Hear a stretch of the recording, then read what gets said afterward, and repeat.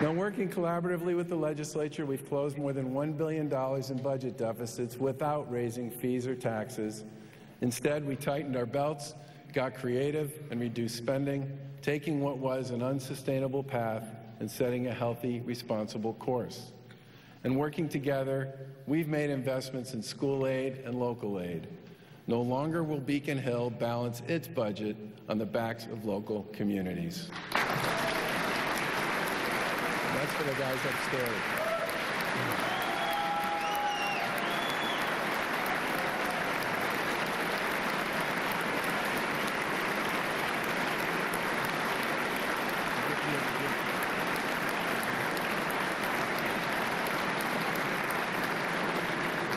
We focused on transportation, investing $300 million in Chapter 90 funding and hundreds of local and bridge projects across the Commonwealth. We increased the investment made in higher education. We invested $37 million in climate change and energy resiliency projects. We boosted support for MassWorks Economic Development Program by $10 million and launched a $3 million grant program as part of our urban initiatives. These projects breathe new life into downtowns, setting communities up for success. And we've signed community compact agreements with more than 100 communities across the Commonwealth, building on best practices and successful reforms. And in cooperation with public sector unions, we reduced our own headcount by more than 2,000, making state government more efficient without skipping a beat.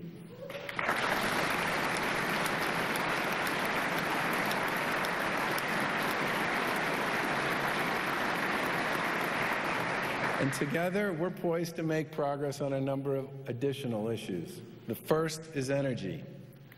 Over the next few years, the region stands to lose about 10,000 megawatts of power as older generation plants come offline. That represents enough energy to supply Maine, Vermont, Rhode Island, and New Hampshire combined. Meeting our future energy needs requires cooperation with the other New England states because the region's energy infrastructure and supply is closely linked. Our administration has outlined ambitious goals to reduce carbon emissions, and we have a plan to meet those goals through a diversified, sustainable, and affordable approach. But meeting our energy needs with renewable resources requires us to act now. Massachusetts leads the nation in energy efficiency, but that will never be enough. We have a growing solar industry, which we should continue to support, but not at prices 2 to 3 times more than every other option. Cost-competitive wind options are already available to us, and if advances in offshore wind technology bring a competitive price, we should embrace them too.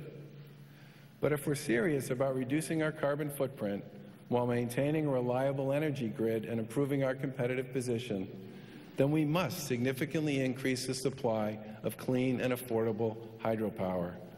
Governors across New England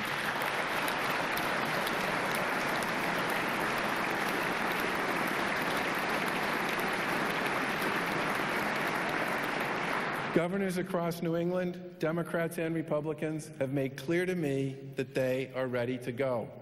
What they're waiting on is us, and any solution will take time to implement. I urge us all to act quickly to move on this critical legislation to this state and this region's future, economically and environmentally.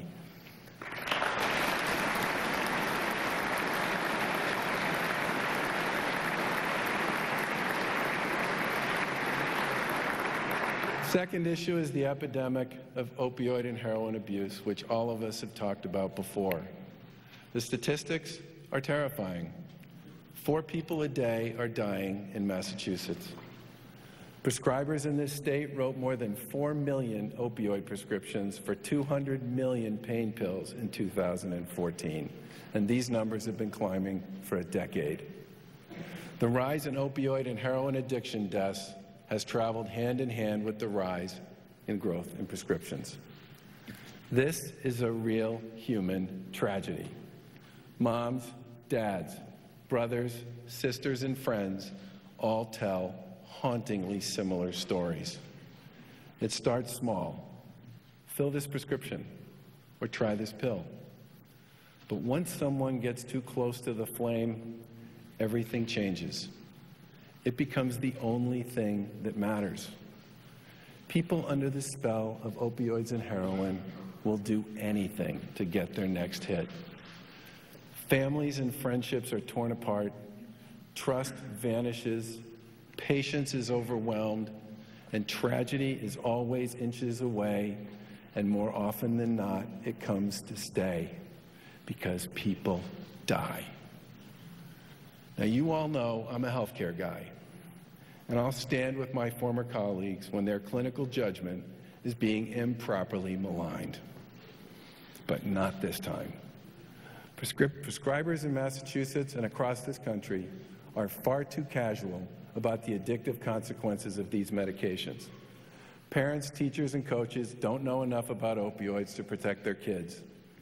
And kids are mostly completely in the dark when someone says, "Try this." Now, we're close on legislation to enhance our ongoing efforts to improve prevention and education, to build on our intervention work, and to strengthen our treatment and recovery programs. Breaking the back of this beast will take time, creativity, and a willingness to be disruptive. Of course, we must be thoughtful, but we must be bold. Let's get this done, and let's not rest until we do.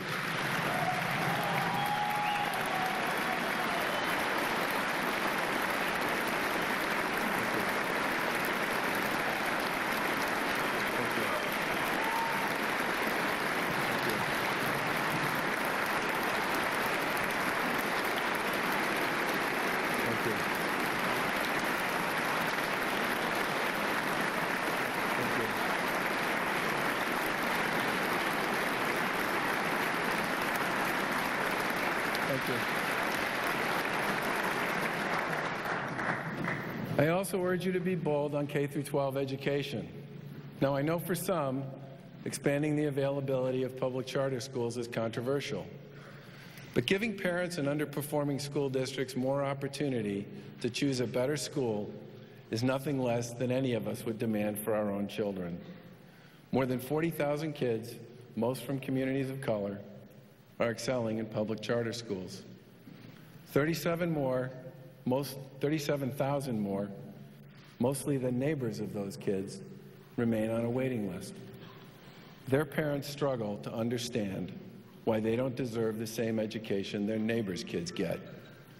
They cry when they talk to me about the hopes and dreams they have for their children. And as a parent, I feel their pain. Parents want their kids to have a shot, a better shot than the one they had. And they see it right in front of them, but they can't make it happen. These are families that can't afford to move, and they can't afford to send their kids to private schools. This is their chance, and it's a good one. In Massachusetts, we're home to some of the highest performing public schools in the country, many of which are public charter schools serving low-income families and communities of color.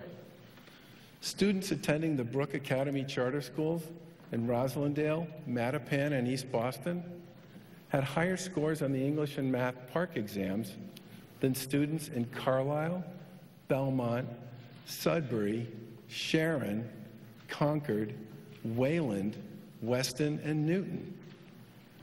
In fact, they had higher scores than students from every K-8 school in Massachusetts. Now, we're willing to discuss, and we're willing to hear both sides. But a state that places such a high value on education should not place arbitrary limits on parents' access to high-quality schools. And we should not sit idly by while so many parents feel the pain of missed opportunity for their kids.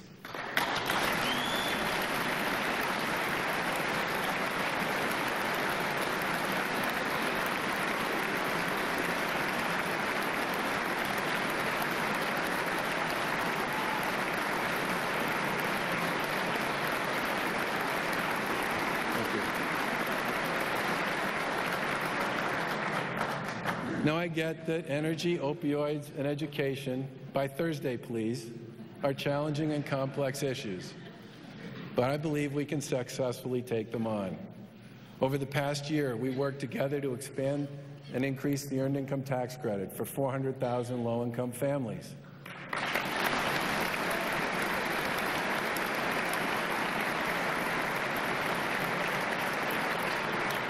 Executed an early retirement program that will save $125 million every year. Enacted those dramatic reforms at the MBTA, solved 2 major budget deficits without raising taxes or fees, and provided a $28 million down payment to enhance education, prevention, and treatment services to beat down our opioid epidemic. And today, with your help, we are delivering on a promise that has eluded state leaders for more than 30 years. We will no longer send women who were involuntarily committed because of a substance abuse disorder to Framingham State Prison.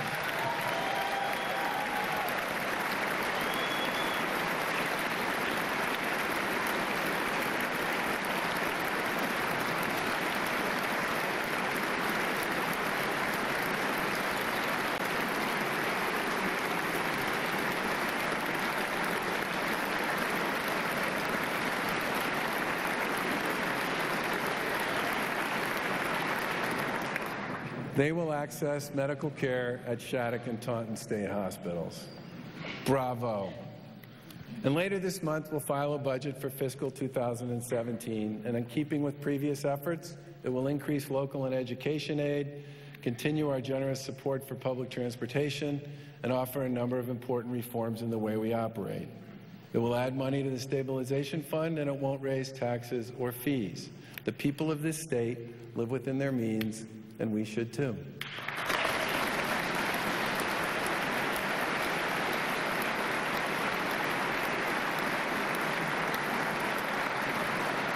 We'll also be filing legislation that makes a modest adjustment to the film tax credit.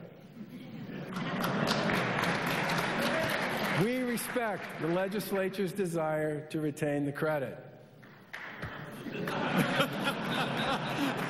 Mr. Speaker, message delivered.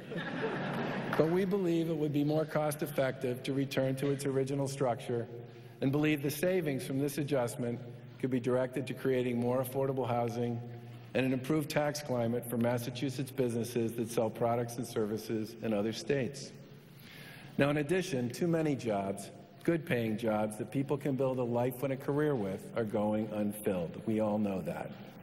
That's why our economic development bill will invest $75 million in our career and technical schools.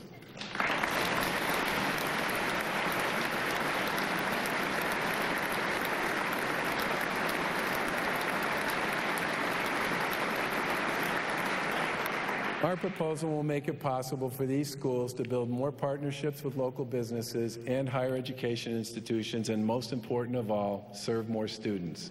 These schools are a pathway to a bright future. The skills they teach are widely in demand, and many of them are already well plugged into the job creators in their communities. And in an age when too many people are struggling to find work that pays well, these schools have so much to offer, and we should help them make that happen.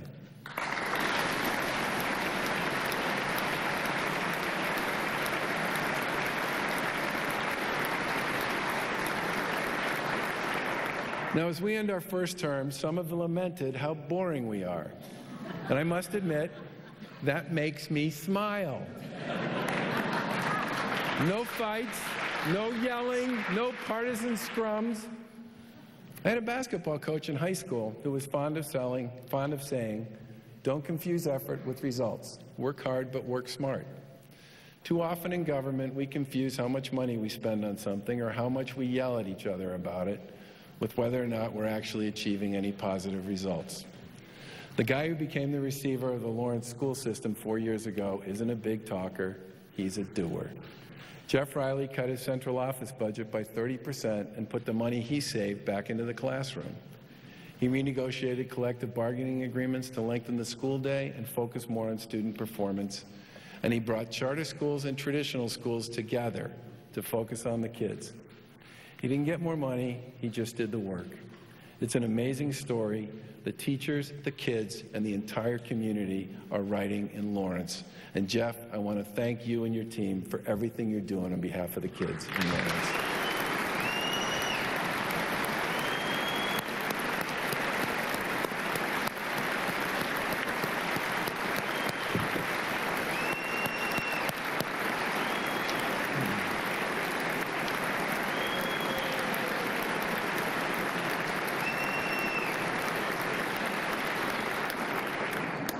The reality is that citizens care about what we say, but what they really care about is what we do and what they see in their own daily lives. If they have a good job, their schools work, their local community is safe and thriving, and they can pay their bills, then they feel pretty good about where they are and where they're going. The reverse is also true. If they can't find or keep a job or get to one, if their kids attend an underperforming school, if they can't afford to pay their bills, if their streets aren't safe and their downtown is a wasteland, then no amount of good intentions or we're number one talk is going to mean anything to them. That's the reason why this administration is so focused on the blocking and tackling of government. It's where we can have the most impact on people's everyday lives. Now, all of us here get that campaigns are competitions, but governing is about the work. When Karen and I talked about a bipartisan approach to governing, we meant it. And when we talked about building strong communities and rebuilding the relationship between state government and cities and towns, we meant it. And when we talk about focusing on what works and what doesn't, and doing more of the former and less of the latter, well, you know what? We mean that too. Every day, the people expect their state government to work. They work hard. They have to sweat the details, and they have to perform. So should we.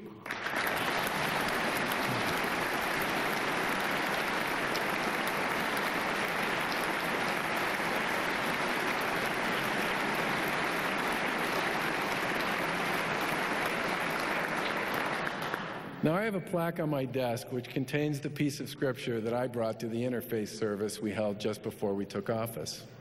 It says, "Do nothing out of selfish ambition or vain conceit. Rather, in humility, value others above yourselves, not looking to your own interests, but each of you to the interests of others." We live in a glorious place. Karen and I both say that all the time. And we marvel at the collective spirit, intelligence, and drive of the people of this great state. They are the reason Massachusetts is truly a leader in so many fields. Now, just last week, GE, one of the world's largest and most respected technology and advanced manufacturing companies, decided to relocate its headquarters here in Boston, Massachusetts.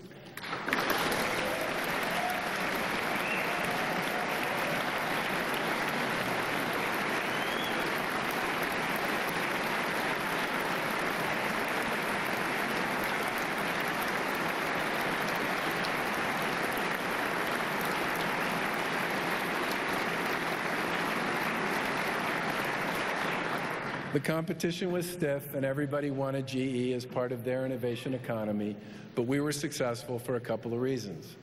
First, there wasn't an inch of daylight between the Republican governor and the Democrat mayor, and the folks at GE could see we were in this together. Second, and most importantly, they saw who the people of Massachusetts are, what we do, and how the ecosystem we've developed can propel GE into the future. Now, Massachusetts didn't get here overnight. We got here over time. We looked at the big pictures, and we crushed the details. For decades, the people of this state have set the bar high and followed through, and because of all that, I can stand here tonight and say with certainty that the state of our Commonwealth is strong.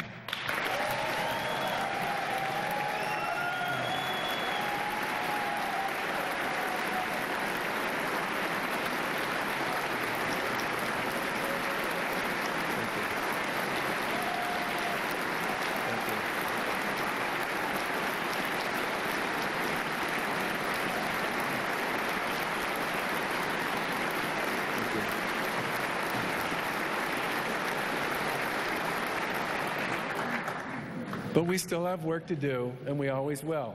and as my dad has always said, success is never final. But I believe we have the will to collaborate, the shared sense of purpose, the deep belief that we can and should always do better, and the relentless spirit that says we must. God bless the Commonwealth of Mass, and God bless the United States of America. Thank you very much.